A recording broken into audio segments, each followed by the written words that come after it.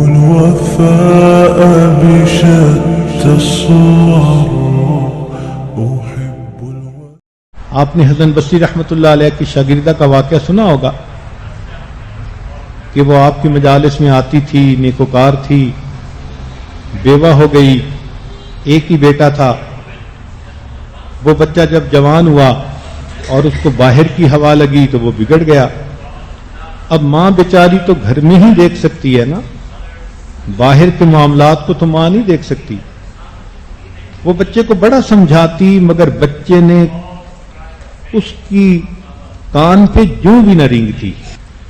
بڑی دعائیں کرواتی، حسن بصری رحمۃ اللہ علیہ کے پاس لے کر آتی، وہ بھی سمجھاتے مگر بچہ تو برائی میں ایسے ملوث ہوا کہ وہ نیکی کی طرف آتا ہی نہیں تھا. حتیٰ کہ حسن بصری رحمۃ اللہ علیہ کے دل میں بھی بس مایوسی کی سی کیفیت ہو گئی. ایسا ہوا کہ کئی سال گزر گئے، اس کی صحت بھی خراب ہو گئی اور وہ بیمار ہو گیا. کوئی سیریس بیماری تھی، گھر آیا، بستر پہ لگ گیا. اس حال میں بھی اس کی ماں اس کے لیے ہدایت کی دعائیں کرتی اور اس کو سمجھاتی. حتیٰ کہ بچے کو ایسا محسوس ہوا کہ اس کی موت کا وقت قریب ہے. ماں نے اس کو پھر سمجھایا کہ بیٹے ابھی بھی تم نیکی کی نیت کر لو، نیک بن جاؤ، توبہ کرو گناہوں سے. تو بچے نے کہا کہ اچھا میں توبہ کرنا چاہتا ہوں، مجھے حسن بصری رحمۃ اللہ علیہ کے پاس لے کر جائیں، میں توبہ کروں. اس نے کہا بیٹے میں تو اٹھا کے نہیں لے جا سکتی، تم بڑے ہو. اچھا میں حضرت سے گزارش کرتی ہوں کہ وہ آئیں اور تمہیں توبہ کروائیں.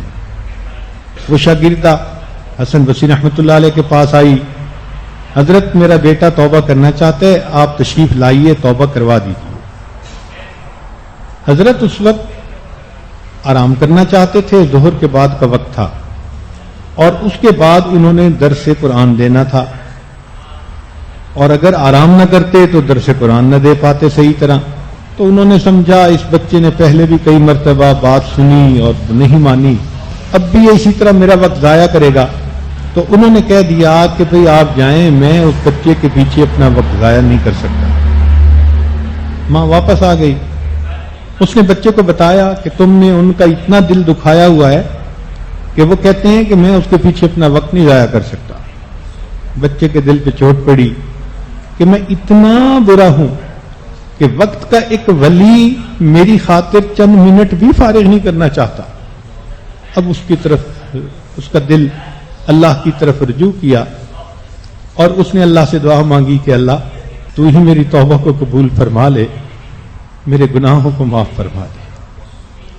اور اس کے بعد اس نے اپنی والدہ سے کہا کہ امی اب میری موت کا وقت قریب ہے، جب میں مر جاؤں ایک تو مجھے گھر میں دفن کرنا، کہ قبرستان میں دفن کرو گی تو قبرستان کے دوسرے مردوں کو میری وجہ سے تکلیف نہ پہنچے، اور دوسرا یہ کہ جب میں مر جاؤں تو میرے گلے میں اپنا دوپٹہ ڈال کے میری لاش کو گھسیٹنا، اس لیے کہ جب کتا مر جاتا ہے تو اس کی لاش کو گھسیٹا جاتا ہے.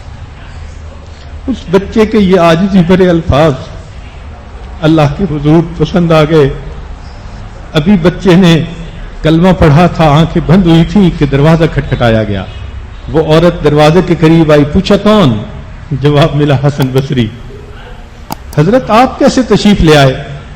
فرمایا کہ میں سو گیا تھا، خواب میں مجھے اشارہ ہوا کہ حسن بصری تو میرا کیسا ولی ہے کہ میرے ایک ولی کا جنازہ پڑھنے سے انکار کرتا ہے، میں آپ کے بیٹے کا جنازہ پڑھنے کے لیے حاضر ہوں. یہ ماں کی دعا جنت کی ہوا ہوتی ہے. تو اس لیے ماں کو چاہیے کہ اپنے بچوں کے لیے دعا کرتی ہی رہیں، یہ پوری زندگی کا عمل ہوتا ہے. دعا میں دو باتیں ہوتی ہیں، ایک دعا تو یہ کریں کہ اللہ ان کا دل نیکی پر جما دے اور ان کو شر سے بچا دے، اور دوسری دعا یہ بھی کریں کہ اللہ بچوں کی تربیت کے بارے میں بر موقع جو بات ہو وہ میرے دل میں ڈال دیجئے تاکہ میں صحیح فیصلہ کروں. ماں کو کئی مرتبہ ڈیسیژن میکنگ میں دشواری ہوتی ہے، بچے کو ہینڈل کرنے میں دشواری ہوتی ہے، اس لیے کہ ہر بچے کی الگ طبیعت ہوتی ہے. کچھ بچوں کی طبیعت میں تیزی ہوتی ہے، کچھ کی طبیعت میں دھیما پن ہوتا ہے. دونوں کو ہینڈل کرنے کا طریقہ ڈیفرنٹ ہے. پھر بیٹوں کے اندر ریبیلیسنس زیادہ ہوتی ہے، بچیاں سبمسو ہوتی ہیں، تو دونوں کو ہینڈل کرنے کا طریقہ ڈیفرنٹ ہوتا ہے. تو کس موقع پہ کیا کرنا ہے یہ تو اب اللہ تعالی ہی دل میں ڈالے تو پھر ہی بات بن سکتی ہے، ورنہ کئی مرتبہ تو اپنی عقل سمجھ کام نہیں آتی. تو دعا میں ایک تو بچوں کی نیک بختی کی دعا مانگیں، اور دوسرا یہ دعا مانگیں کہ اللہ بچوں کے بارے میں جو بھی کوئی بات ہو میرے دل میں القاء فرما دیجئے تاکہ میں بر موقع اچھا فیصلہ کر سکوں، بچوں کو صحیح طرح میں ہینڈل کر سکوں. چنانچہ یہ ماں باپ کی دعائیں اولاد کے لیے ذخیرہ ہوتی ہیں. کہتے ہیں کہ 3 نوجوان بچے تھے، تینوں کا نام عبداللہ تھا، اور تینوں نبی علیہ الصلوۃ والسلام کی خدمت میں رہتے تھے. نبی علیہ الصلوۃ والسلام تہجد کی نماز میں ان کا نام لے کر ان کے لیے دعائیں فرماتے تھے. نتیجہ یہ نکلا کہ عبداللہ ابن عباس لانو امام المفسرین بنے، عبداللہ ابن مسعود لانو امام الفقہاء بنے، اور عبداللہ ابن عمر لانو امام المحدثین بنے. تو اس لیے دعا سب اسباب میں سے بہترین سبب ہے، یہ رائے گاہ نہیں جاتی. آپ غور کریں اہل طائف نے نبی علیہ الصلوۃ والسلام کا کتنا دل دکھایا تھا، اور نبی علیہ الصلوۃ والسلام نے بد دعا کی بجائے یہ کہا تھا کہ ہو سکتا ہے ان کی اولادوں میں سے کوئی ایسا ہو جو اللہ کا فرما بردار بندہ بن جائے، دین پہ آنے والا بن جائے. محبوب کے یہ الفاظ بھی پورے ہوئے کہ بنو ثقیف کا وہ قبیلہ جو طائف میں رہتا تھا ان کی آنے والی نسلوں میں محمد بن قاسم ثقفی پیدا ہوئے، اور وہ یہاں پاکستان اور انڈیا میں آئے، اور ان کی وجہ سے یہاں کے لوگوں کو ایمان نصیب ہوا. تو ہمیں جو ایمان ملا یہ ایک ایسے بندے کی وجہ سے کہ جس کے لیے اللہ کے حبیب کی دعا تھی. ایک مرتبہ نبی علیہ الصلوۃ والسلام کے پاس ام سلیم رضی اللہ تعالی عنہا اپنے بیٹے انس لانو کو لے کر آئیں. وہ فرماتے ہیں کہ میں چھوٹا تھا، امی نے آدھی چادر سے اپنے آپ کو چھپایا ہوا تھا اور ایک کونا چادر کا میرے سر پہ بھی ڈالا ہوا تھا. تو چھوٹا بچہ بھی اس طرح. تو نبی علیہ السلام کی خدمت میں پہنچی اور کہا کہ اللہ کے نبی صلی اللہ علیہ وسلم میرے بیٹے کے لیے دعا فرمائیے. نبی علیہ السلام نے دعا فرمائی. فرماتے ہیں کہ وہ دعا ایسی لگی کہ نبی علیہ السلام نے فرمایا تھا اللہ اس کے مال اور اولاد میں اضافہ فرما، برکت فرما. ایسی برکت ہوئی، فرماتے ہیں کہ میرا باغ تھا جو سال میں 2 مرتبہ پھل دیتا تھا، اور میرے پاس اتنا سونا ہوتا تھا کہ اس کو لکڑی کاٹنے والے کلہاڑے سے میں توڑا کرتا تھا. آپ ذرا غور کریں، وہ تو سونے کی کوئی اینٹ ہی ہوگی جس کو کلہاڑے سے توڑا جاتا ہوگا. تو اتنا اللہ نے مال دیا، اور اولاد اللہ نے اتنی دی کہ فرماتے تھے کہ 100 بیٹے بیٹیاں پوتے پوتیاں میں نے اپنی آنکھوں سے دیکھے.